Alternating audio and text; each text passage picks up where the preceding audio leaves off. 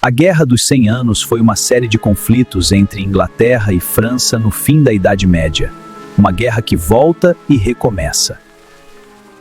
No total, foram 116 anos, com várias tréguas, e 5 gerações de reis lutando por poder e legitimidade na Europa Ocidental.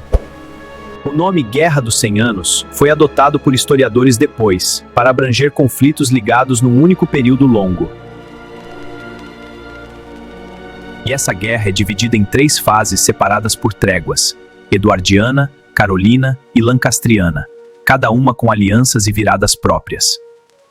A origem vem de reivindicações inglesas ao trono francês, Plantagenetas contra Valois, uma disputa de sucessão que vira pretexto político. Com o tempo, isso cresce para uma luta de poder mais ampla na Europa Ocidental, impulsionada por alianças, interesses e um nacionalismo emergente. No começo do século XIV, a França tinha de 16 a 17 milhões de habitantes, a principal potência demográfica da Europa. Grandes bacias hidrográficas, clima favorável e agricultura forte sustentavam essa massa, alimentando cidades, impostos e a capacidade de guerra. Um inquérito administrativo de 1328 listou milhões de lares e dezenas de milhares de freguesias, mostrando a escala do reino. E Paris se destacava. O censo aponta mais de 200 mil habitantes, uma cidade enorme que concentrava poder, riqueza e influência. O crescimento populacional desmata florestas e expande a agricultura, dentro de uma ordem feudal e religiosa bem hierárquica. Novas técnicas, uso do ferro, energia hidráulica e cavalos no lugar de bois aumenta em produção, e a nobreza assume o dever de defender a terra. A França também era imponente em tamanho, do Escalda aos Pirineus, do Atlântico ao Ródano, um território enorme para a época. E era um mosaico, quase 60 regiões com diferenças de língua, cultura e história, o que tornava o controle central um desafio constante. No norte, a Languedoil dominava, com terras mais ricas e maior densidade populacional, ligada ao coração capetiano. No sul, a Languedoc e a herança romana marcavam mais autonomia. O rei precisava considerar vassalos, mesmo interferindo quando julgava necessário.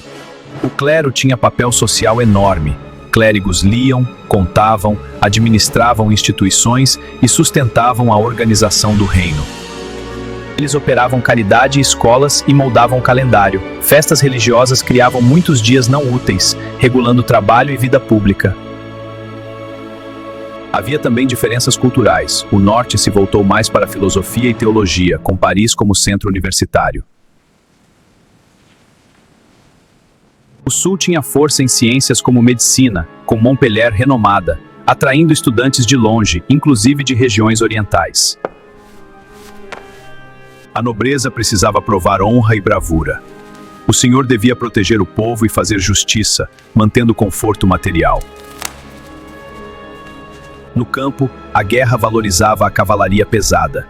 Derrotar o adversário cara a cara era prestígio, e capturar prisioneiros virava lucro com resgates. Desde Filipe o Belo, o rei podia convocar o ban, homens livres de 15 a 60 anos, de várias condições sociais. Por volta de 1340, Filipe VI reunia dezenas de milhares de homens de armas e infantaria. Era muita gente, mas um conjunto caro, heterogêneo e pouco disciplinado. Para afirmar poder contra a grande nobreza e o papado, os reis capetianos fizeram concessões, cidades livres com cartas de franquia e estados gerais. O equilíbrio social dependia de um rei forte e de uma administração centralizada, que dava ordem e conforto material, mas também aumentava a cobrança e controle. Às vésperas da guerra, o sistema se fragiliza. Superpopulação no campo, parcelas menores e queda nos preços agrícolas. Com menos renda, a nobreza precisa brilhar em batalha para recuperar finanças, mas equipar um cavaleiro fica cada vez mais caro, e isso empurra a guerra. Em 3 séculos, reis capetianos expandiram território às custas dos Plantagenetas. O prestígio francês era imenso e a rede de alianças ia muito longe. Mesmo assim, a Inglaterra manteve feudos na França, Guiana e Ponthieu, E isso criava um detalhe explosivo: o rei inglês também era vassalo do rei francês. As causas profundas também vêm da crise europeia do século XIV e do choque gradual entre França e Inglaterra por território. O pretexto oficial explode quando a linhagem masculina direta capetiana se interrompe. A sucessão vira disputa de legitimidade e o mapa vira alvo. As tensões remontam séculos. Reis ingleses eram de origem francesa, normanda e depois angevina, por causa de 1066 e seus desdobramentos. Eles mantiveram títulos e terras na França e, por isso, viraram vassalos do rei francês. Esse status dos feudos foi fonte constante de conflito. Em 1337, a única grande parte da Aquitânia nas mãos inglesas era o Ducado da Gasconha, dentro do conjunto Guiena e Gasconha. O problema era a soberania. Decisões locais podiam ser apeladas à corte francesa, e o rei da França podia revogar decisões inglesas, algo inaceitável para a Inglaterra. Em 1329, Eduardo III presta homenagem a Filipe VI pela Gasconha. A tradição exige cabeça descoberta e sem armas. Eduardo protesta do jeito dele, aparece com coroa e espada. Mesmo assim, a França continua pressionando a administração inglesa na região. Um conselheiro influencia Eduardo III, Roberto III de Artésia, exilado da corte francesa, inimigo de Filipe VI. Ele incentiva a guerra e oferece informações sobre a corte francesa. A disputa vira planejamento, e o planejamento vira frota e exército. A França também tinha a velha aliança com a Escócia. Se a Inglaterra invadisse a Escócia, a França apoiaria. E o contrário também valia. A Escócia apoiaria a França. Isso prendia a Inglaterra em dois perigos e complicava qualquer campanha longa no continente. Em 1336, uma grande frota francesa se move para o Canal da Mancha, ameaçando a Inglaterra e pressionando Eduardo III. Para responder, a Inglaterra pensa em dois exércitos, um para lidar com a Escócia, outro para seguir a Gasconha, e ainda envia embaixadores buscando o tratado. No fim de abril de 1337, Filipe VI recusa negociar com a delegação inglesa. O clima vira ruptura aberta. Em maio, o Grande Conselho decide: o Ducado da Aquitânia deve voltar às mãos do rei francês, alegando que Eduardo violava obrigações de vassalo. A Arrière-Ban, o chamado às armas, é proclamado pela França.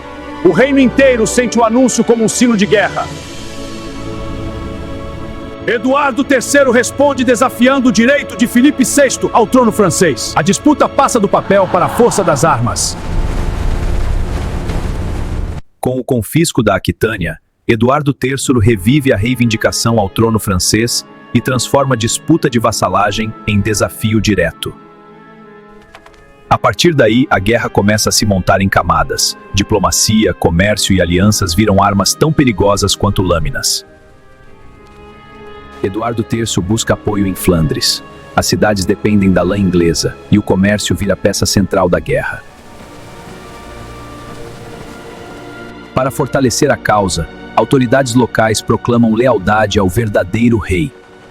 A política vira máscara para evitar chamar isso de rebelião. A lã sustenta dinheiro e guerra. Taxar, bloquear ou liberar rotas muda o fôlego do conflito tanto quanto uma vitória em campo. Quando o mar é ameaçado, o comércio cai.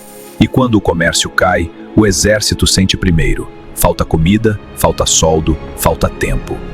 Em 1340, as frotas se encontram em Sluis. A França tenta bloquear. A Inglaterra busca dominar o canal. A frota francesa é destruída. A Inglaterra domina o canal por anos, reduzindo o risco de invasão e abrindo caminho para campanhas longas no continente.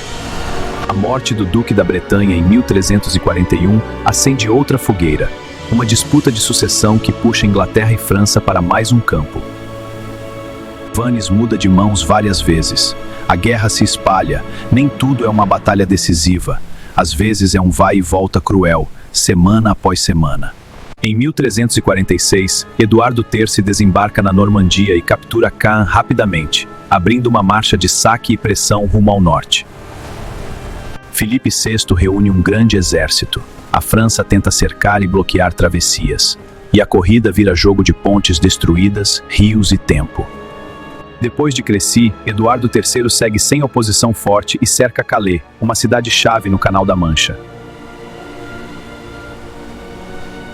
Em 1347, Calais cai e vira um ativo estratégico inglês, uma porta segura para desembarcar tropas e manter presença no norte da França por décadas. Com Calais em mãos, a Inglaterra controla um ponto logístico vital. Tropas e suprimentos entram com mais segurança.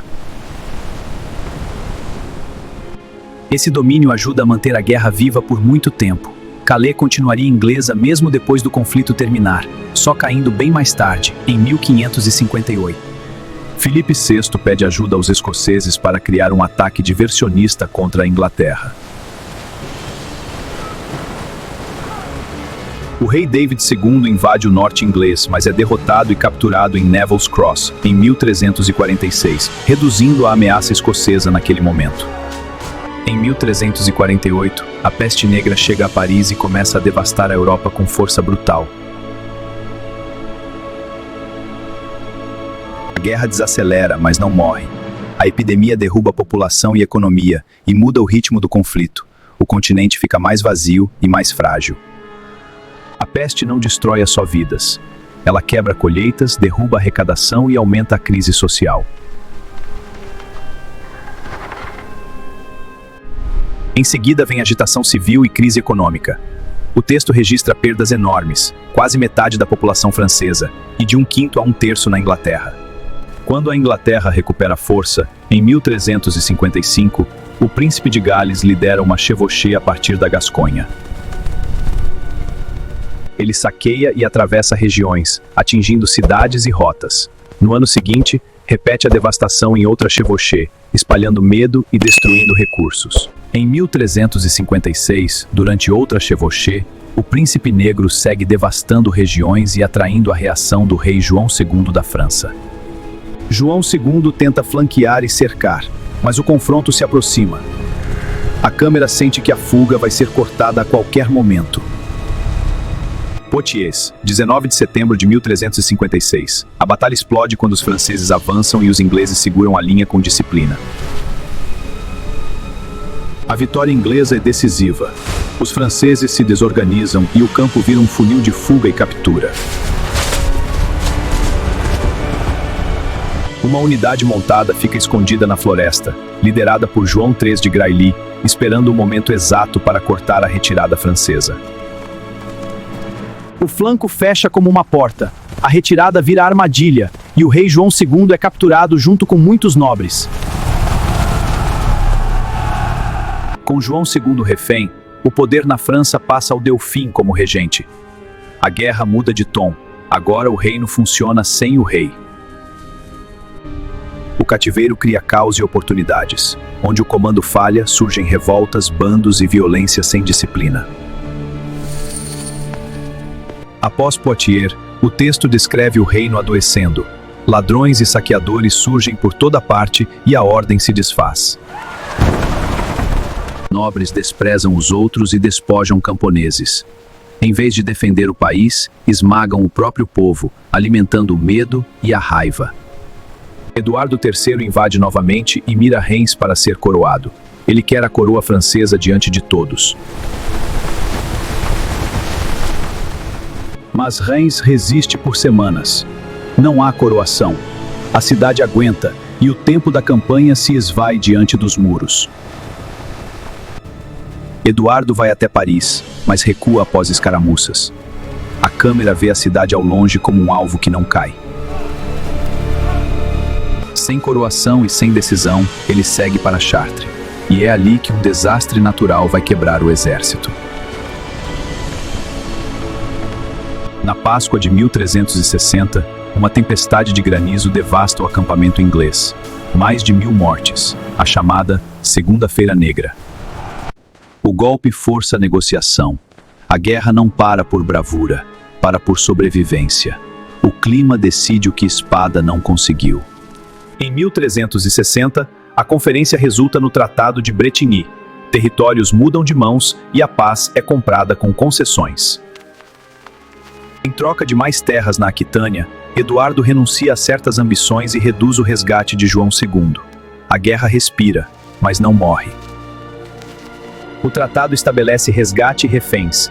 João II volta à França para levantar dinheiro, enquanto outros ficam retidos como garantia.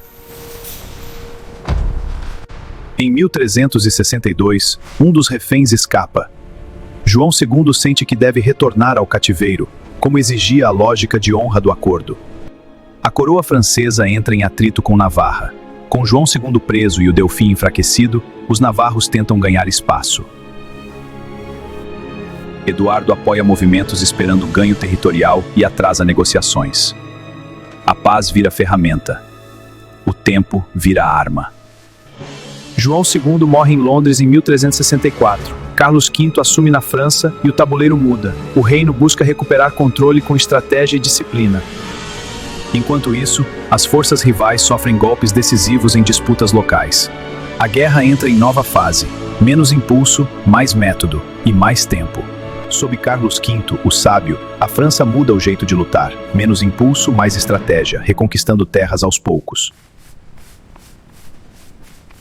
Com Bertrand du Guesclin, os franceses evitam confrontos diretos quando convém, atacam onde dói e minam a presença inglesa cidade por cidade. Na Guerra Carolina, a França reconquista a maior parte das terras cedidas no Tratado de Bretigny, apertando a Inglaterra no continente. O mapa encolhe para os ingleses. Não é uma vitória rápida, é desgaste. Cada ponto retomado corta suprimento, moral e dinheiro. Nas décadas seguintes, peste, fome e crise econômica enfraquecem a autoridade e derrubam a ordem social dos dois lados. A Inglaterra resolve essas crises antes. A França demora mais, e essa diferença de estabilidade muda o fôlego das campanhas e das tréguas. Henrique V aproveita a fraqueza francesa e retoma o conflito. Ele quer territórios, quer reconhecimento, quer um acordo que o coloque acima do papel de vassalo. Com a França dividida e cansada, a Inglaterra volta a montar invasão. O que era disputa antiga vira oportunidade concreta. Em 1415, Henrique V parte com cerca de 10 mil homens e cerca Harfleur. A cidade resiste mais do que o esperado. O atraso consome a temporada de campanha. Mesmo com a rendição, a marcha que vem depois será feita com pouco suprimento e muita pressão. Henrique V decide marchar até Calais. Com suprimentos baixos, ele atravessa território hostil e encontra um exército francês muito maior. A sensação é de cerco invisível. A câmera vê a estrada virar corredor estreito, como se o campo inteiro estivesse empurrando para um choque inevitável. Em Azincourt, Henrique V enfrenta um exército maior. A lama e o espaço apertado viram parte da arma inglesa. A derrota francesa é catastrófica. A nobreza cai em massa. O choque deixa a França sem parte do comando e abre caminho para a tomada de territórios. O número de prisioneiros é enorme e vira risco de segurança. Henrique V ordena uma decisão dura, temendo perder o controle do próprio campo. A guerra medieval também é isso, cálculo frio no meio do caos. E depois do choque, o avanço inglês continua, agora com mais espaço e menos resistência coordenada. Henrique V retoma a Normandia. Caen cai, depois Rouen. Pela primeira vez em 2 séculos, a Normandia volta a ser controlada pelos ingleses. Com cada cidade, o domínio vira rede, estrada, porto, imposto, guarnição. A conquista não é só militar, é administrativa e constante. A Borgonha se torna aliada decisiva. Com Paris tomada por borgonheses, a Inglaterra ganha apoio interno e enfraquece ainda mais o centro francês. Quando facções francesas brigam entre si, um acordo externo vale mais. A guerra vira uma escada, cada degrau é uma aliança, e cada aliança tem um preço.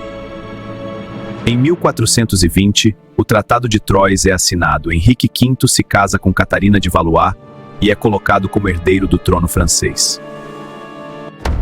O Delfim é declarado ilegítimo. Henrique entra em Paris e o acordo é ratificado. Parece o fim, mas a história ainda guarda outra virada. Sob o Duque de Bedford, os ingleses vencem em Verneuil. A artilharia ainda é limitada, mas o arco e a disciplina fazem estrago. A vitória destrói quase todo o exército de campo do Delfim e reduz os escoceses como força decisiva. Parece que a França está ficando sem chão. Em 1428, os ingleses cercam Orleão, mas a força é insuficiente para fechar tudo. A cidade respira por frestas, e isso mantém esperança viva. O cerco vira um relógio. Cada noite é mais uma chance de quebrar a moral francesa. E cada manhã é mais uma chance de algo inesperado aparecer no portão. Henrique VI é coroado rei da França em 1431.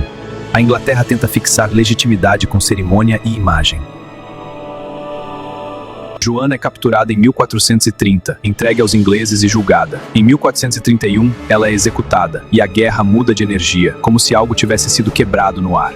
Em 1435, a Borgonha muda de lado no Tratado de Arras. Paris volta ao rei francês. É um golpe enorme para a soberania inglesa. Com o tempo, o rei francês centraliza Estado e exército.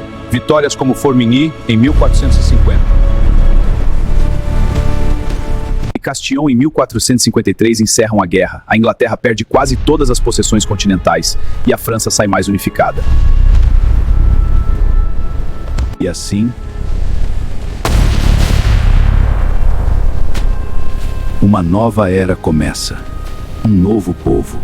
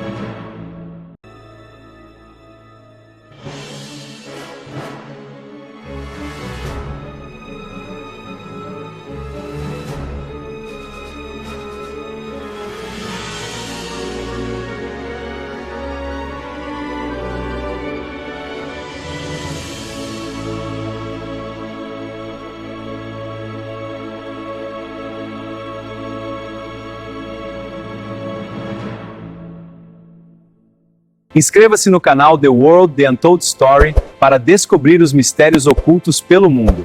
Ative o sininho para acompanhar todas as novidades.